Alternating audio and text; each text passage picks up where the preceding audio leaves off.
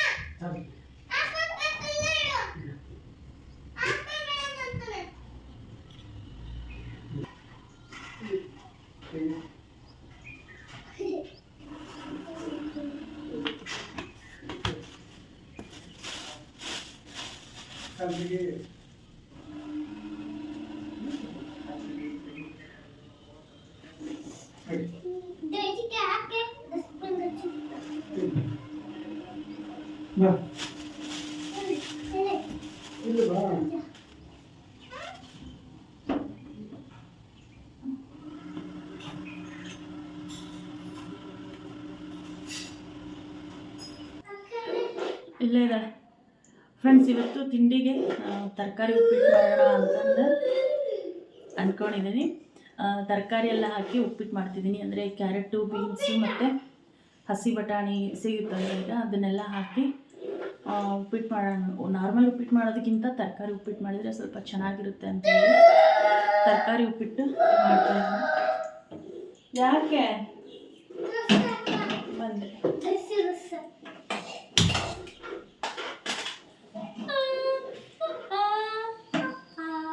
Friends? Vasishtha ಸ್ನಾನ ಮಾಡ್ಕೊಂಬಂದಿದ್ದಾನೆ. ಅವನಿಗೆ first ready ಮಾಡ್ತೀನಿ.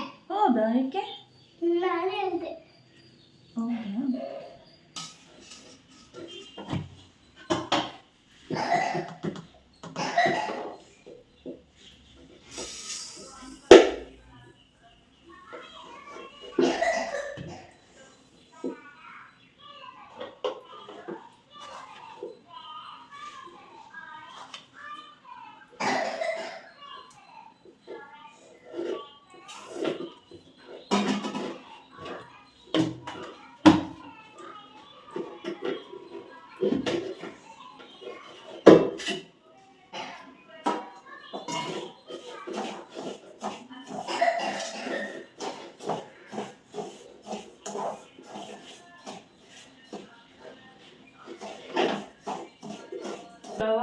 ಇಟ್ಬಿಟ್ಟು ಈಗ ಉಪ್ಪಿಟ್ಟಿಗೆ ತರಕಾರಿನ ಕಟ್ ಮಾಡಾಕ್ತೀನಿ.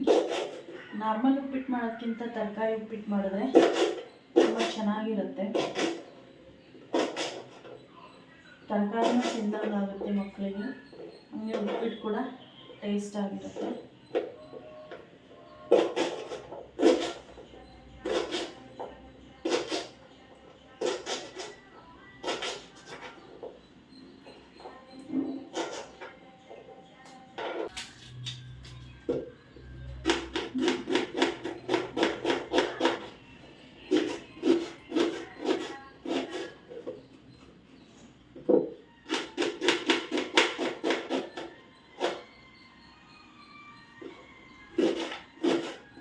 ಫ್ರೆಂಡ್ಸ್, ರವೆ ಹುರಿದು ಇಟ್ಕೊಂಡಿದ್ದೀನಿ. ಹಾಗೆ ಉಪ್ಪಿಟ್ಟಿಗೆ ಏನೇನು ತರಕಾರಿ ತೊಗೊಂಡಿದ್ದೀನಿ ಅಂತ ತೋರಿಸ್ತೀನಿ ನೋಡಿ. ಬೀನ್ಸು, ಆಲೂಗಡ್ಡೆ, ಟೊಮ್ಯಾಟೊ, ಕ್ಯಾರೆಟು, ಇದು ಹಸಿ ಬಟಾಣಿ, ಹಾಗೆ ಮೆಣಸಿನ್ಕಾಯಿ ಮತ್ತು ಈರುಳ್ಳಿನ ತೊಗೊಂಡಿದ್ದೀನಿ.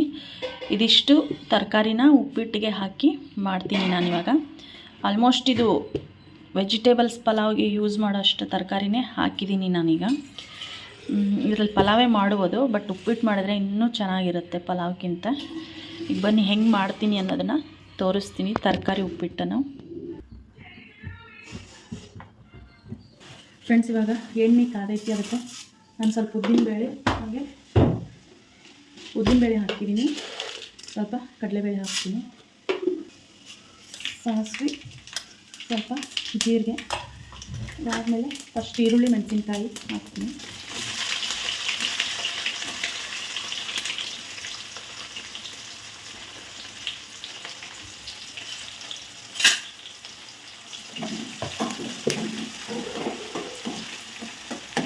ಇಲ್ಲಿ ಸ್ವಲ್ಪ ಕರಿಬೇವು ಸೊಪ್ಪು. ಈ ಥರ ತರಕಾರಿ ಉಪ್ಪಿಟ್ಟನ್ನು ಮಕ್ಕಳಿಗೆ ಮಾಡಿಕೊಟ್ರೆ ತುಂಬ ಚೆನ್ನಾಗಿರುತ್ತೆ. ಬರೀ ಉಪ್ಪಿಟ್ಟು ಸ್ಕೂಲ್ ಬಾಕ್ಸಿಗೆಲ್ಲ ಹಾಕಿ, ಲಂಚ್ ಬಾಕ್ಸಿಗೆಲ್ಲ ಹಾಕಿ ಕಳಿಸಿದ್ರೆ ಬೇಜಾರು ಮಾಡ್ಕೊತಾರೆ ಅಂತೇಳಿ ಈ ಥರ ತರಕಾರಿ ಉಪ್ಪಿಟ್ಟು ಮಾಡಿ ಹಾಕ್ಬೋದು. ಈಗ ನೆಕ್ಸ್ಟು ಕ್ಯಾರೆಟು ಮತ್ತು ಬಟಾಣಿ ಹಾಕ್ತೀನಿ.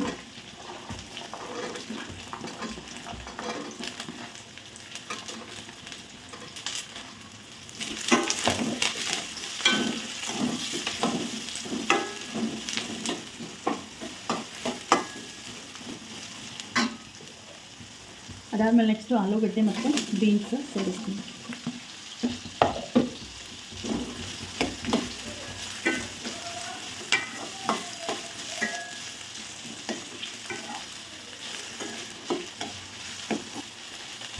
ಅದಾದಮೇಲೆ ಸ್ವಲ್ಪ ಶುಂಠಿ ಬೆಳ್ಳುಳ್ಳಿ ಪೇಸ್ಟನ್ನು ಸೇರಿಸ್ತಾ ಇದ್ದೀನಿ.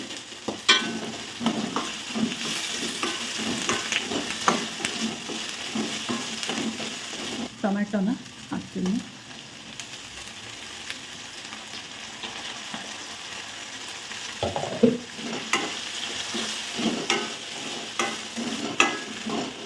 ಈಗ ನಾನು ತರಕಾರಿಗೆ ಎಷ್ಟು ಬೇಕೋ ಅಷ್ಟು ಮಾತ್ರ ಉಪ್ಪನ್ನು ಸೇರಿಸ್ತೀನಿ. ಅಂದರೆ ಸ್ವಲ್ಪ ತರಕಾರಿ ಬೇಗ ಬೆಂದೋಗುತ್ತೆ ಉಪ್ಪು ಸೇರಿಸೋದ್ರಿಂದ. ಸ್ವಲ್ಪ ಸೇರಿಸ್ತಿದ್ದೀನಿ, ಮತ್ತು ಆಮೇಲೆ ಉಪ್ಪಿಟ್ಟು ಮಾಡೋವಾಗ ಹಾಕ್ಕೋಬೇಕು.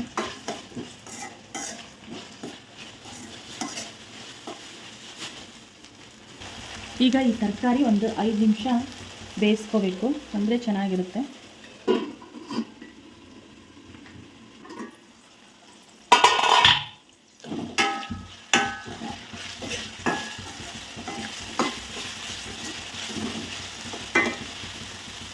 ಫ್ರೆಂಡ್ಸ್, ಇವಾಗ ತರಕಾರಿ ಅರ್ಧ ಬೆಂದಿದೆ, ಇನ್ನು ಅರ್ಧ ನಾವು ಕುದಿಸ್ತೀವಲ್ವ ಆವಾಗ ಪೂರ್ತಿ ಬೆಂದೋಗುತ್ತೆ. ಈಗ ನಾನು ಇದಕ್ಕೆ ನೀರು ಸೇರಿಸ್ತೀನಿ. ನಾನು ಇದೇ ಬಟ್ಲಲ್ಲಿ ರವೆ ತೊಗೊಂಡಿರೋದು, ಇದೇ ಬಟ್ಲಲ್ಲಿ 3 ಬಟ್ಲು ನಾನು ನೀರನ್ನು ಸೇರಿಸ್ತೀನಿ. ನಾವು ಯಾವುದರಲ್ಲಿ ರವೆ ತೊಗೊಂಡಿರ್ತೀವೋ ಅದರಲ್ಲಿ 3 ಬಟ್ಲು ನೀರು ಹಾಕಬೇಕು, 3ರಷ್ಟು ನೀರು ಹಾಕಬೇಕು. ನಾನು ಇದರಲ್ಲೇ 3 ತೊಗೊತಿದ್ದೀನಿ ನೀರನ್ನ.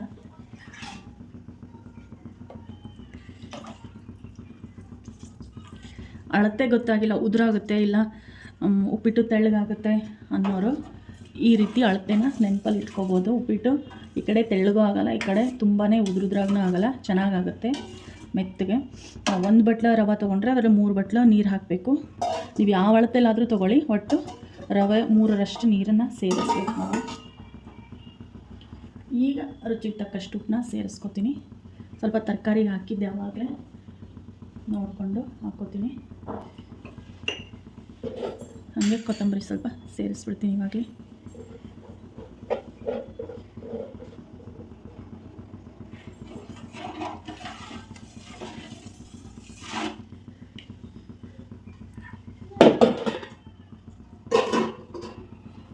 ಅದು ವೈಟ್ ಕಲರ್ ಎಲ್ಲ ಕಣ, ಚಳಿಗೆ ಹಾಕ್ಕೋಬೇಕು.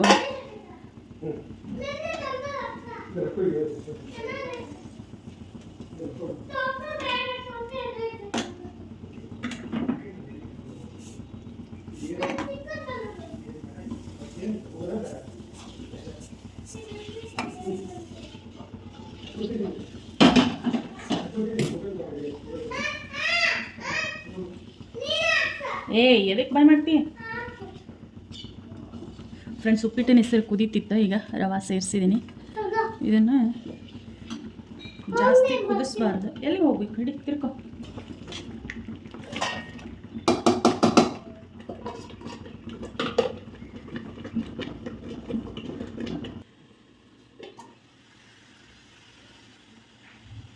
ಫ್ರೆಂಡ್ಸ್, ಇದನ್ನು ಈಗ ನೀರೆಲ್ಲ ಖಾಲಿ ಆಯ್ತಲ್ವ, ಒಂದು 5 ನಿಮಿಷ ಹಿಂಗೇ ಬಿಟ್ಬಿಡಬೇಕು. 5 ನಿಮಿಷ ಎಳ್ಕೊಂಡ್ರೆ ಉಪ್ಪಿಟ್ಟು ತಾನೇ ಚೆನ್ನಾಗುತ್ತೆ. ಕೈಯಾಡ್ಸಕ್ಕೆ ಹೋಗಬಾರ್ದು, ರವೆ ಹಾಕಿದ ಮೇಲೆ ಕೈಯಾಡಿಸ್ತೀವಲ್ಲ ಅಷ್ಟೇ, ಇಲ್ಲ ಅಂದರೆ ಇದು ಮಿಜ್ಜ ಆಗ್ಬಿಡುತ್ತೆ. ಇಷ್ಟು ಹಾಕಿ ಕೈ ಬಿಟ್ಬಿಡ್ಬೇಕು. 5 ನಿಮಿಷ ಓಪನ್ ಮಾಡಬಾರ್ದು ಅದನ್ನು. ಕತ್ಲೆ ಬೀಳ್ತಿಲ್ವ ಫ್ರೆಂಡ್ಸ್? ಉಪ್ಪಿಟ್ಟು ನೋಡಿ,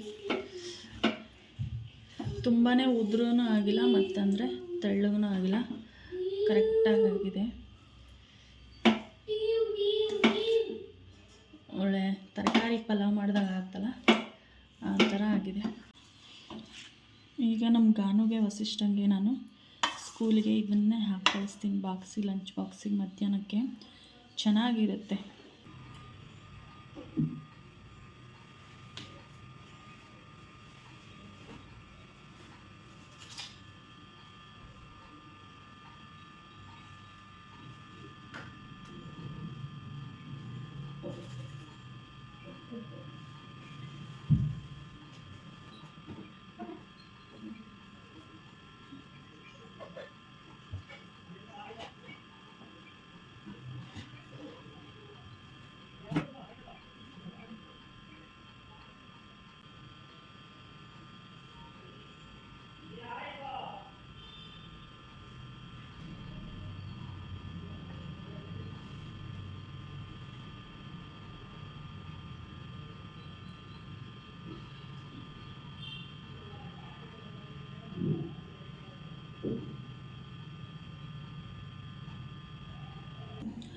ಫ್ರೆಂಡ್ಸ್, ನಾನೀಗ ಮನೆ ಕೆಲಸ ಮುಗಿಸಿ ಮಕ್ಕಳಿಗೆ ತಿಂಡಿ, ಅವ್ರಿಗೆ ಬಾಕ್ಸು ಎಲ್ಲ ಹಾಕಿ ಸ್ಕೂಲಿಗೆ ಹೋದರು, ಮತ್ತು ನಮ್ಮ ಮನೆಯವರು ಕೆಲಸಕ್ಕೆ ಹೋದರು.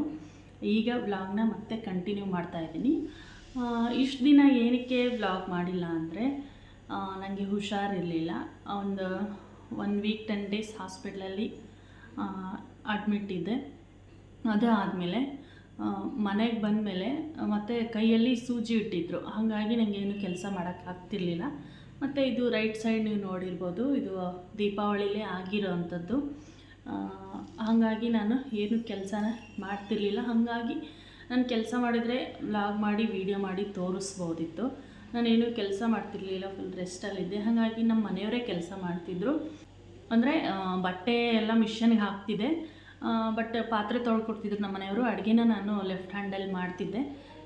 ಇದು ಏನಾಗಿದೆ ಅಂದರೆ, ನಾನು ಮನೆ ಕ್ಲೀನ್ ಮಾಡಬೇಕಾದ್ರೆ, ದೀಪಾವಳಿಗೆ ಮನೆ ಕ್ಲೀನ್ ಮಾಡಬೇಕಾದ್ರೆ, ಇಲ್ಲಿ ಬೋನ್ ಬರುತ್ತಲ್ಲ, ಈ ಕಡೆ ತೋರಿಸ್ತಿದ್ದಾರೆ, ಇಲ್ಲಿ ಬರುತ್ತಲ್ಲ ಒಂದು ಬೋನು, ಇದಲ್ಲ, ಇಲ್ಲಿ ಬರುತ್ತೆ ನೋಡಿ, ಈ ಬೋನು ಗೋಡೆಗೆ ತಗಲಿರೋದು. ಹಿಂಗೆ ಕೆಲಸ ಮಾಡೋ ಅರ್ಜೆಂಟಲ್ಲಿ ಫುಲ್ಲು ಸ್ಪೀಡಲ್ಲೇ ತಗ್ಲಿಸ್ಕೊಂಡಿರೋದು ನಾನು.